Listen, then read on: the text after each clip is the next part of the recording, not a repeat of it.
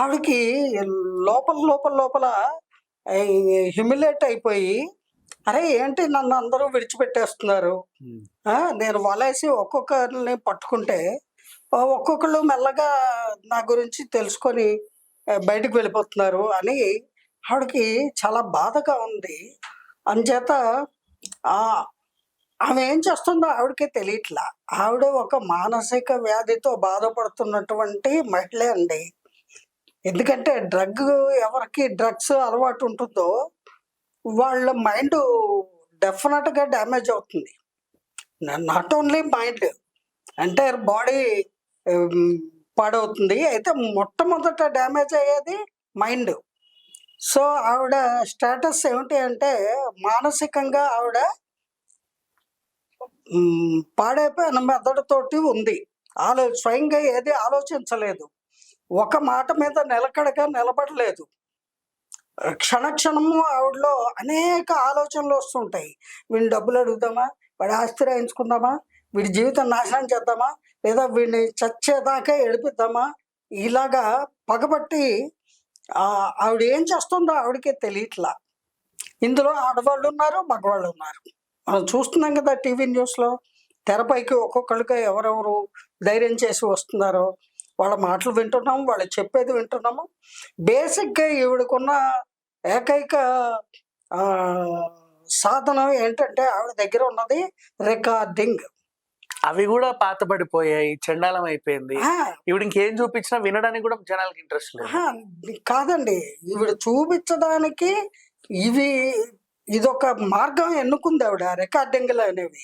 ఇప్పుడు కొత్తగా పరిచయమైన వాళ్ళందరికీ తాగించడాలు, డ్రగ్స్ మెల్లగా అలవాటు చేయడము, ఆ తర్వాత అందులో కూడా డబ్బున్న వాళ్ళనే ఎన్నుకొని, ప్రత్యేకించి వాళ్ళు చెప్తున్నారు కదా, ఎవరైతే బాగా కోట్లలో డబ్బు ఖర్చు పెట్టగలరు, ఆస్తిపరులు చూసి అటువంటి వాళ్ళతోనే ఫ్రెండ్షిప్ చేస్తుందట.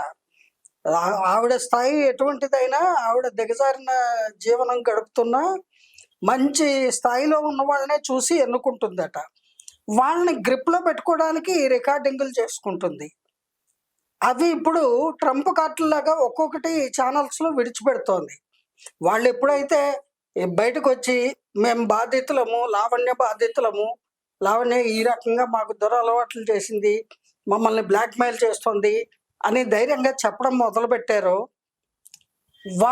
వాళ్ళ నుంచి తనను తాను ప్రొటెక్ట్ చేసుకోవడానికి ఈ అస్త్రాలని ప్రయోగిస్తోంది. ఇప్పుడు యుద్ధంలో నాగాస్త్రం, బ్రహ్మాస్త్రం అని ఈ అస్త్రాలు వదులుతారు. అలాగా వీడి దగ్గర ఉన్న ఏకైక బ్రహ్మాస్త్రం ఈ బ్లాక్మెయిలింగ్ చేయడానికి రికార్డింగ్స్.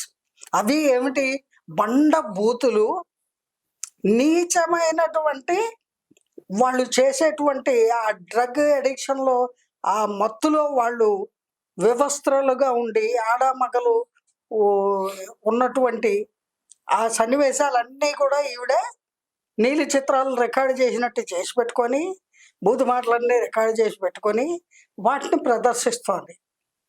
అక్కడికైనా వాళ్ళు భయంతోటో, సిగ్గుతోటో, పరువు పోతుందనో, ఏదో ఒక భయభ్రాంతులకు లోనయ్యి ఈవిడికి అణిగి ఉంటారని ఆవిడ యొక్క దృఢ విశ్వాసం.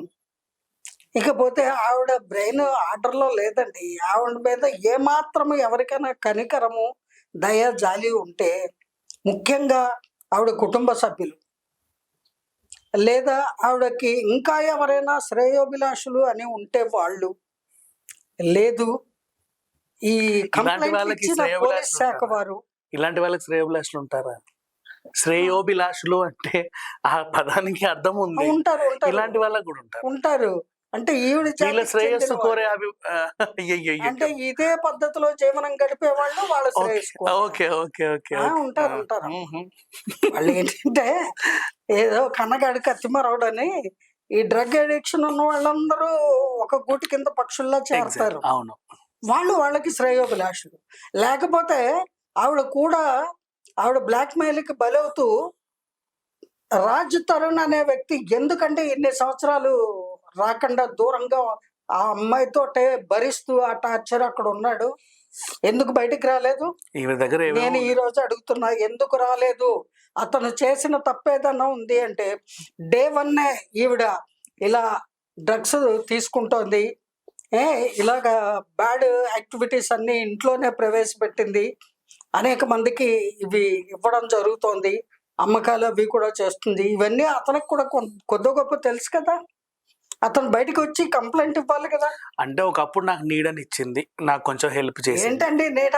ఇప్పుడు ఎంతమంది బతుకులు చితికిపోతున్నాయా ఆవిడ వల్ల, ఎంతమంది రోడ్డు ఎక్కాల్సి వచ్చింది, ఇంకా ఎంతమంది భయంతో ఆవిడ బ్లాక్ మెయిలింగ్కి భయపడి దాక్కున్నారు.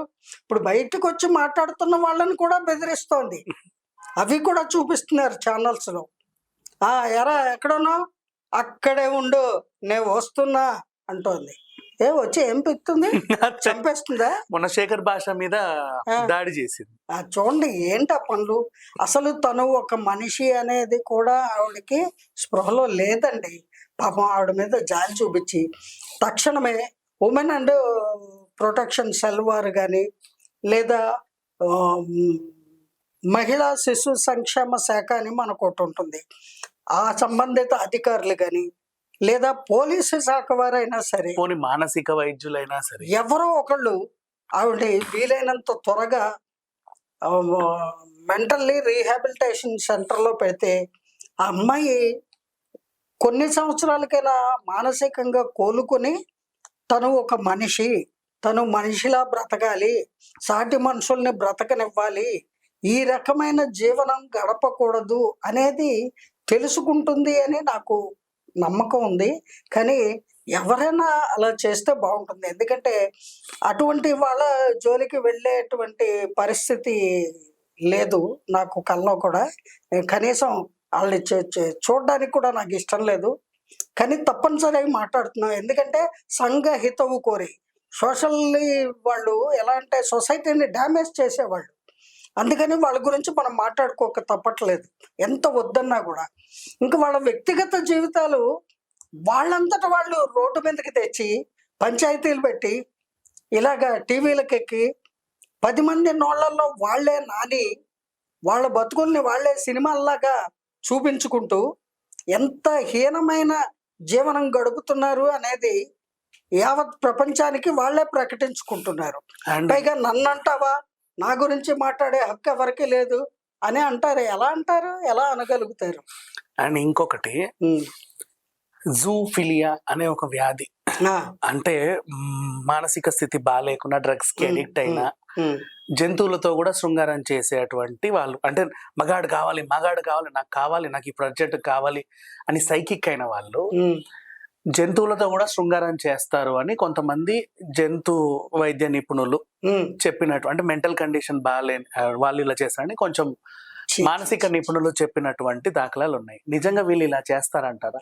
ఆ జంతు ప్రవృత్తి మానవుల్లో అనాగరిక పరిస్థితుల్లో ఉన్న సంవత్సరంలో ఆది మానవుల్లో ఉండేదని మనం చరిత్రలో చదువుకున్నాము.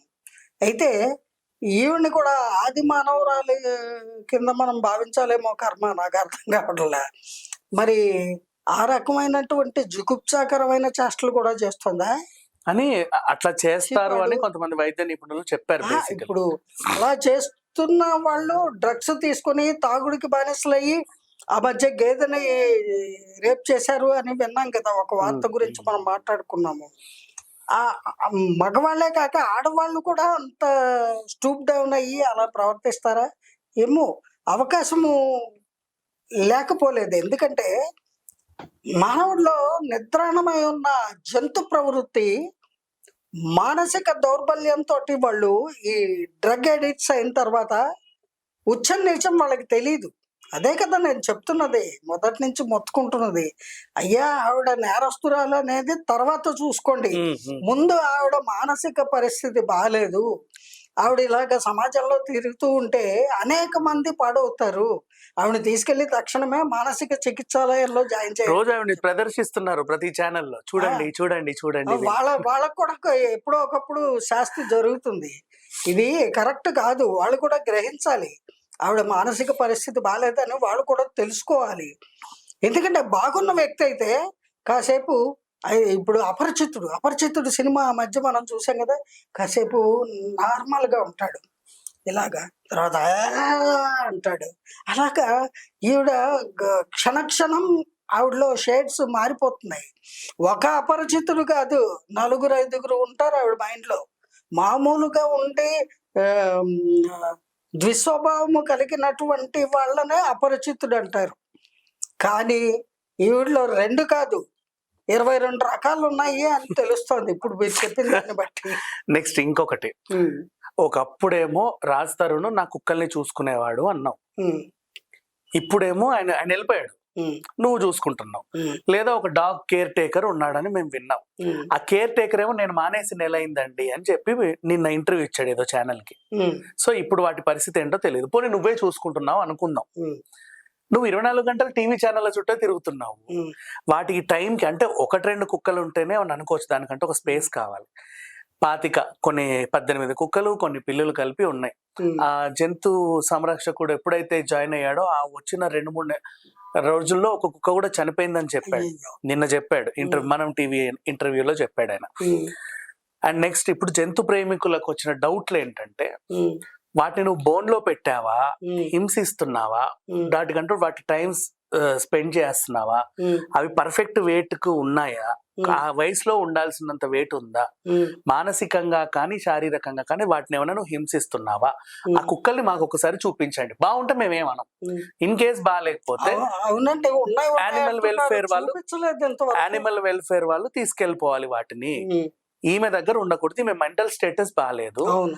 అండ్ ఇన్ని రోజులు కూడా వీళ్ళు అరుచుకున్న వీడియోలు బయటకు వచ్చాయి, వాయిస్లు వచ్చాయి. హ్మ్. అంటే ఇందులో 2 మనుషులు ఉన్నారు, యా అని అరుస్తా ఉంటే హ్మ్. వాటికి ఏమయ్యింది, వాటి మెంటల్ స్టేబిలిటీ ఎలా ఉంటది. హ్మ్. ఇట్లాంటి చోట జంతువులు ఉండకూడదని యానిమల్ లవర్స్ అవును. ఎవరినైతే కుక్కల్ని పిల్లల్ని ప్రేమిస్తారో వాళ్ళు హ్మ్. జంతు సంరక్షణ శాఖకి బోల్డ్ అని ఉత్తరాలు రాశారు. హ్మ్. దీన్ని ఎలా చూడాలి?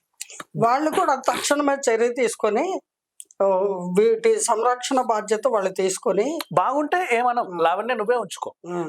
ఇన్ కేస్ ఏదైనా ఉందో మాకు ఒకసారి అవి చూపించమంటే. బాగుంటాయి. ఎలా బాగుంటాయండి? ఈవిడ బయటికి వెళ్తున్నారు, పని వాళ్ళు ఉన్నారో లేదో తెలీదు.